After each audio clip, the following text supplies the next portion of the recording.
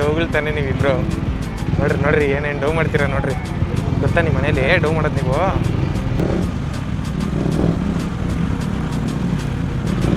ಬೇಡ ಹೋಗ್ಬಾರ್ದಾ? ನಿಮ್ಮ ಹಿಂದೆ ಎಷ್ಟು ದೂರ ಅಂತ ಬರಲಿ ನಾನು?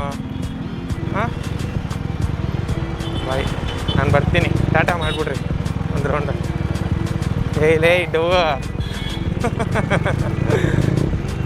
ಹ್ಞೂ ಸರಿ ಕಣಪ್ಪ, ಆಯ್ತು ಕಣಪ್ಪ. ಮುತ್ತ ತುತ್ತ ಏನು ಹೇಳ್ತಿದ್ಯಾ ನಿಂಗೆ ಗೊತ್ತಾಗಬೇಕು. ಟಾಟಾ.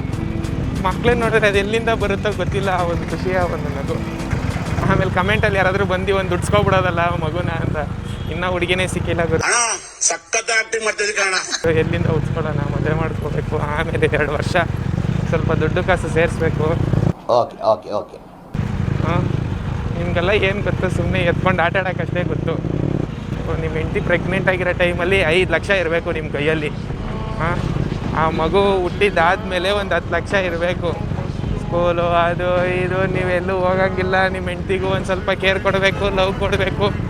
ಅದರಲ್ಲೂ ಎಷ್ಟೊಂದು ಜನ ಗಂಡಸರು ಎಷ್ಟು ಕಷ್ಟ ಬಿದ್ದು ಅವರು ಪ್ರೆಗ್ನೆಂಟ್ ಆಗಿದ್ದರು, ಹುಟ್ಟಿದ್ದಾದ್ಮೇಲೆ ಅವ್ರ ಅಮ್ಮ ಮನೆಯಲ್ಲಿ, ಅವ್ರ ಅತ್ತೆ ಮನೆಯಲ್ಲಿ ಅಂತ ಬಿಟ್ಬಿಟ್ಟು ಹೋಗಿ ಕೆಲಸ ಮಾಡಿ ಅವ್ರನ್ನ ಸಾಕಿ ಅವ್ರನ್ನ ಚೆನ್ನಾಗಿರ್ತಾರೆ ಗೊತ್ತಾ. ಅವ್ರಿಗೆಲ್ಲ ನಿಜವಾಗ್ಲೂ ಒಂದು ಹ್ಯಾಟ್ಸ್ ಆಫ್ ಅಂತ ಹೇಳ್ಬೋದು. ಯಾಕೆಂದರೆ ಏನು ನಾವು ಬೆಳಗ್ಗೆಯಿಂದ ಸಂಜೆವರೆಗೂ ನಾವು ಹೋಗ್ಬಿಟ್ಟು ದುಡ್ಕೊಂಡು ಬರ್ತೀವಲ್ಲ, ನಿಜವಾಗ್ಲೂ ಹೇಳ್ತೀನಿ ಅದೆಲ್ಲ ದೊಡ್ಡ ವಿಷಯ. ಒಂದು ಫ್ಯಾಮಿಲಿನ ಎಲ್ಲರ ಹತ್ರನೂ, ಒಂದು ಫ್ಯಾಮ್ಲಿನಲ್ಲಿ ಎಲ್ಲರ ಹತ್ರನೂ ನಗ್ನಗ್ತಾ ಖುಷಿಯಾಗಿ ನಾವು ಎಲ್ಲರನ್ನ ನೋಡ್ಕೊಳ್ಳೋದಿದೆ ಗೊತ್ತಾ, ಅದು ದೊಡ್ಡ ಕೆಲಸ. ಅದೇ ದೊಡ್ಡ ಟಾಸ್ಕು ಲೈಫಲ್ಲಿ. ನಾವು ದುಡಿಯೋದು ಅಲ್ಲ ದೊಡ್ಡ ಟಾಸ್ಕು. ನಾವು ದುಡಿಯೋದು ಜಸ್ಟ್ ನಮ್ಮ ಜೀವನ ನಡೆಸೋದಕ್ಕಷ್ಟೇ. ನಮ್ಮ ಮೆಂಟಲ್ ಹೆಲ್ತು ಅಂದರೆ ನಮ್ಮ ತಲೆಗೆ ಈ ಹುಳ ಬಿಡೋರು ಯಾರು ಗೊತ್ತಾ? ನಮ್ಮ ರಕ್ತ ಸಂಬಂಧಗಳೇ. ಸೊ ನಮ್ಮ ರಕ್ತ ಸಂಬಂಧಗಳನ್ನ ನಾವು ಒಂಚೂರು ಚೆನ್ನಾಗಿ ನೋಡ್ಕೊಬಿಟ್ರೆ ನೆಮ್ಮದಿಯಾಗಿ ಕೆಲಸನೂ ಮಾಡ್ಬೋದು, ಎಲ್ಲ ಮಾಡ್ಬೋದು.